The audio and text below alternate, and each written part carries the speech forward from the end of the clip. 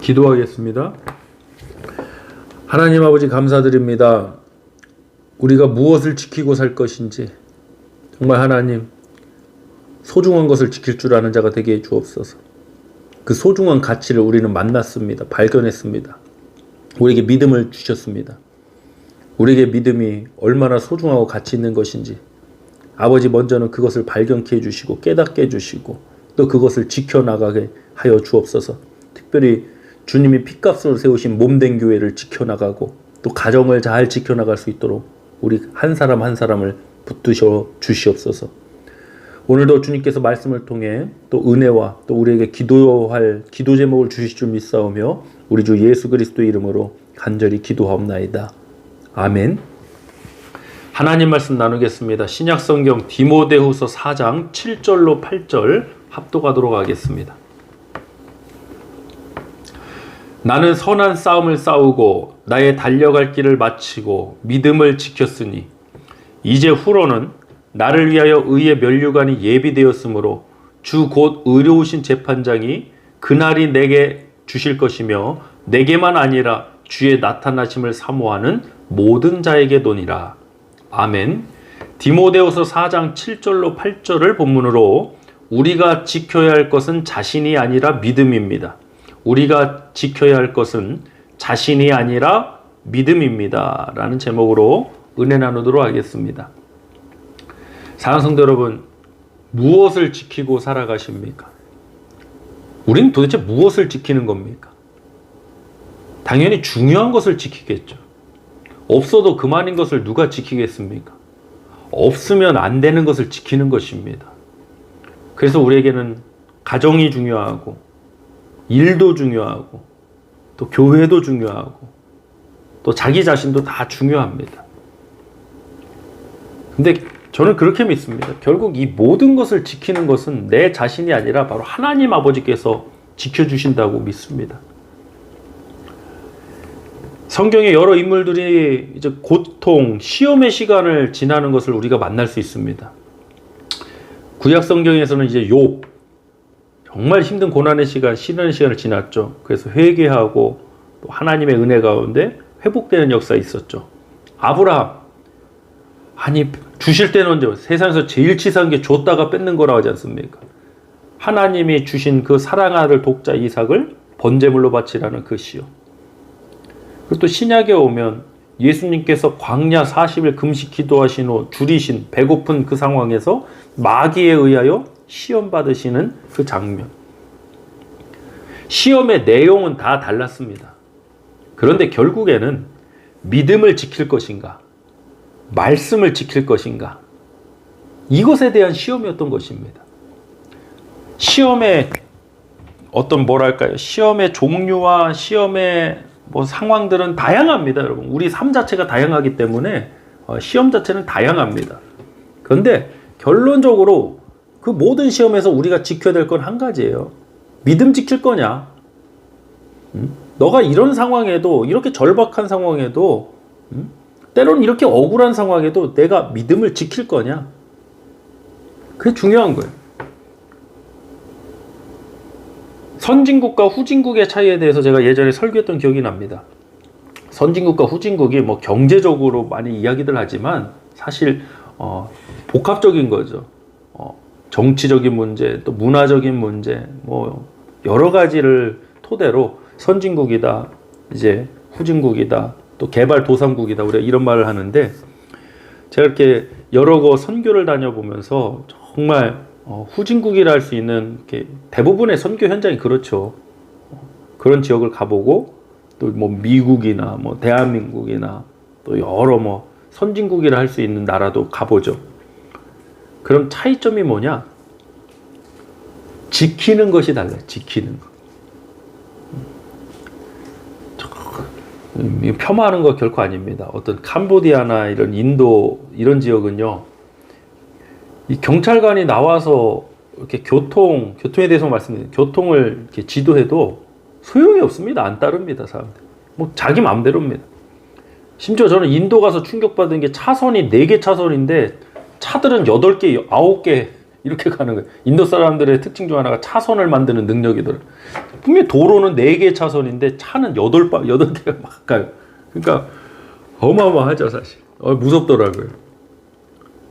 그러니까 지키는 것의 차이가 선진국이냐 후진국이냐 차이가 나요. 일단 선진국 이런 곳은 굳이 경찰관이 없어도 사람들이 다 잘 지킵니다. 그래서 질서가 유지되는 곳이죠. 저 교회 공동체도 신앙생활도 지켜야 될 것을 지켜야 된다고 생각합니다. 무례한 게 뭡니까? 선을 넘어서는 거예요. 예의와 존중이라는 건 선을 지킬 줄 아는 거예요. 멀리 하는 게 아니라 정말 우리가 예의와 존중을 갖춘 사람이라면 그 선을 지켜야 되는 거예요. 근데 그 선을 마구 넘어요. 바운더리를 넘어서 갖고 자신이 해야 될 일도 아닌데 하고 막 이래요. 막 분주해요. 그건 존중하는 게 아니에요. 무례한 거예요. 이런 것도 잘 지켜져야 됩니다. 근데 우리는 사실 가장 중요하게 지켜져야 될 건 가장 중요한 믿음을 지켜야 되는 일입니다. 하나님께서 우리에게 믿음을 주셨습니다. 믿음은 우리 스스로 만들어낸 우리의 산물이 아닙니다. 그 누구도 스스로 믿음을 만들어낼 수 없습니다. 하나님께서는 우리에게 믿음을 주셨을 뿐만이 아니라 믿음을 지키도록 하셨습니다. 이것이 연결되지 않는 분들이 계신데요. 반드시 연결됩니다. 하나님이 믿음을 주셨을 뿐만 아니라 믿음을 지키도록 하셨습니다. 할렐루야. 우리가 예수 그리스도를 영접하고 우리가 예수 그리스도를 믿는 구원받은 자녀로서 믿음을 주셨을 뿐만이 아니라 그 믿음을 지키도록 하셨습니다. 그것이 이제 성경 말씀 속에 나오는 내용이죠. 믿음을 지키는 것이 승리의 삶이라고 성경은 또 기록하고 있습니다. 우리 성도는 믿음 지키는 싸움 싸우고 계신 거예요. 우리 본문 7절 말씀 합독해 보겠습니다. 나는 선한 싸움을 싸우고 나의 달려갈 길을 마치고 믿음을 지켰으니. 바울은 자신의 이 땅에서의 시간이 얼마 남지 않았음을 알고 자신의 살아온 발자취를 이렇게 정리했습니다. 나의 선한 싸움을 싸우고 달려갈 길을 마치고 믿음을 지켰으니. 교회는 믿음 지키는 일을 해야지 다른 것을 지키려고 하면 안 됩니다. 저는 목사로서 교회 지키는 일에 생명을 걸었습니다. 복음을 지키고 믿음을 지키는 일에 생명을 걸었습니다. 그래서 목사를 목숨 걸고 사는 사람이라고 하는 것 같습니다. 요한계시록 14장 12절 말씀입니다. 성도들의 인내가 여기 있나니 그들은 하나님의 계명과 예수에 대한 믿음을 지키는 자니라. 아멘. 성경의 마지막 권인 요한계시록에서 성도들의 인내에 대해서 말씀합니다. 성도들의 인내가 무엇입니까? 하나님의 계명과 예수에 대한 믿음을 지키는 자니라. 또 요한계시록 소아시아 7교회에 보낸 편지의 내용 중에 칭찬만 받은 교회 중에 하나가 바로 빌라델비아 교회입니다. 이 빌라델비아 교회는 어떤 모습이었는가? 요한계시록 3장 8절로 10절 합독해 보겠습니다. 볼지어다 내가 내 앞에 열린 문을 두었으되 능히 닫을 사람이 없으리라. 내가 내 행위를 아노니 내가 작은 능력을 가지고도 내 말을 지키며 내 이름을 배반하지 아니하였도다. 보라, 사탄의 해당 곧 자칭 유대인이라 하나 그렇지 아니하고 거짓말하는 자들 중에서 며칠 내게 주어 그들로 와서 내 발 앞에 절하게 하고 내가 너를 사랑하는 줄을 알게 하리라. 내가 나의 인내의 말씀을 지켰은즉 내가 또한 너를 지켜 시험의 때를 면하게 하리니 이는 장차 온 세상에 임하는 땅에 거하는 자들을 시험할 때라. 아멘. 8절 보니까 적은 능력을 가지고도 내 말을 지키고 예수 그리스도의 이름을 배반하지 않았답니다. 우리에게 많은 능력이 필요한 게 아니라 빌라델비아 교회처럼 적은 능력을 가지고도 믿음을 지키는 것이 중요합니다. 그러니까 우리도 좀 성숙해야 돼요. 사실 교회를 말할 때 성도 숫자가 얼마니 재정이 얼마니 정말 죄송한 얘기지만 그런 기준으로 교회를 바라보는 건 천박한 겁니다. 표현이 좀 거센 걸 이해해 주시길 바랍니다. 적은 능력을 가지고도 하나님은요, 적은 능력을 가지고도 적은 사이즈임에도 불구하고 믿음을 지키는 것을 칭찬해 주셨습니다. 저 교회는 숫자가 얼마 안 되니까 재정이 얼마 안 되니까 교회 건물이 없으니까 저 교회는 별 볼 일 없어. 정말 타락한 사람이에요. 하나님의 관점이 없는 사람. 야, 저렇게 어렵고 힘든 상황에도 저 공동체가 믿음을 지키고 있구나. 저렇게 교회 안에서 어렵고 힘든 상황인데도 성도들이 믿음을 지키고 있구나. 그것이 바로 칭찬받을 만한 일인 거예요. 10절 말씀을 보니까 내가 나의 인내의 말씀을 지켰은즉 내가 또한 너를 지켜 시험의 때를 면하게 하신다 했습니다. 우리가 지켜야 할 것이 무엇입니까? 내가 나를 지키는 게 아닙니다. 나는 말씀 지키는 겁니다. 나는 믿음을 지키는 겁니다. 그럼 나는 누가 지켜주냐? 하나님이 지켜주신대요. 여러분, 내가 나를 지키는 것보다 하나님이 우리를 지키시는 것이 훨씬 더 나은 일 아닙니까? 나는 전능하지 못하지만 하나님 전능하시지 않습니까? 하나님 다 미리 알고 계신 분 아닙니까? 내가 나를 지키려는 것보다는 하나님이 나를 지켜주시는 게 훨씬 더 우리 입장에서도 좋은 일 아닙니까? 그럼 우리가 지켜야 될 건 무엇인가? 바로 믿음 지키는 거예요. 본문 8절 말씀 나누겠습니다. 이제 후로는 나를 위하여 의의 면류관이 예비되었으므로 주 곧 의로우신 재판장이 그날에 내게 주실 것이며 내게만 아니라 주의 나타나심을 사모하는 모든 자에게 또니라. 아멘. 나를 위하여 면류관을 예비하시는 분도 주님이시지 내가 스스로 나의 면류관 준비하는 거 아닙니다. 우리가 해야 될 일은 선한 싸움을 싸우고 나의 달려갈 길 마치고 믿음을 지키는 일입니다. 어떤 분들은 나의 공로로 면류관이 세워지고 한다지만 면류관은 하나님 주시는 거예요. 하나님 심판하실 거예요. 하나님 다 보고 계세요. 어떤 사람이 거짓되이 행하고 어떤 사람이 그 자신의 거짓을 가리기 위해 또 다른 거짓을 행하는지 하나님 보고 계실 거예요.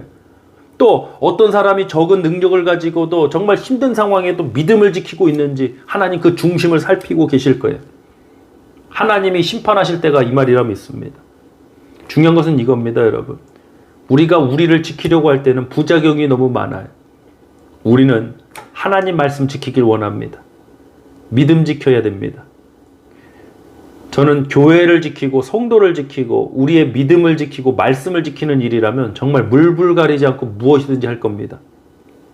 그런데 앞서 말씀드렸듯이 교회를 지키고 성도를 지키고 말씀을 지키고 복음을 지키고 우리의 믿음을 지키는 일이 아니라면 그것은 과감히 버릴 줄 알아야 됩니다.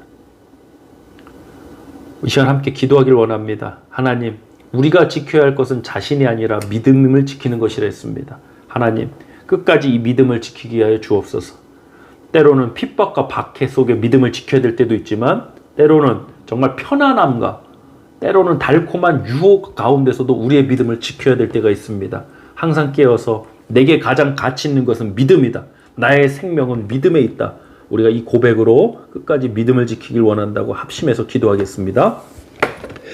할렐루야. 하나님 아버지 감사드립니다. 하나님, 우리 교회를 지켜주시고 우리 성도들을 지켜주시고 우리 가정과 삶을 지켜주신 하나님께 영광 돌립니다. 이 팬데믹 상황에도 하나님 우리들을 지켜주셔서 아버지 바이러스부터 아버지 어려움의 영향에 아버지 우리가 무너지지 않고 다시 소망을 갖고 또 살아갈 힘을 주신 하나님께 감사드립니다. 하나님, 내가 나를 지키려고 할 것이 아니라 아버지 우리는 하나님의 말씀을 지키고 믿음을 지키는 자가 되길 원합니다. 그리할 때 하나님이 또 우리를 지키신다 했습니다. 하나님이 지켜주실 때 아버지 우리가 하는 최대치보다 하나님의 지켜주심이 하나님의 보호하심이 더 안전하고 더 귀한 축복임을 믿습니다. 하나님, 우리 성도님들 하나님의 능력으로 보호하여 주시옵고 아버지 오늘 하루의 삶 가운데도 하나님의 은혜를 만나게 해주시고 하나님의 보호하신 가운데 오늘 하루도 감사히 살아갈 수 있음을 고백하는 우리 교회 공동체가 되도록 인도하여 주시옵소서. 오늘도 우리 가운데 주신 그 귀한 은혜 감사드리오며 우리 주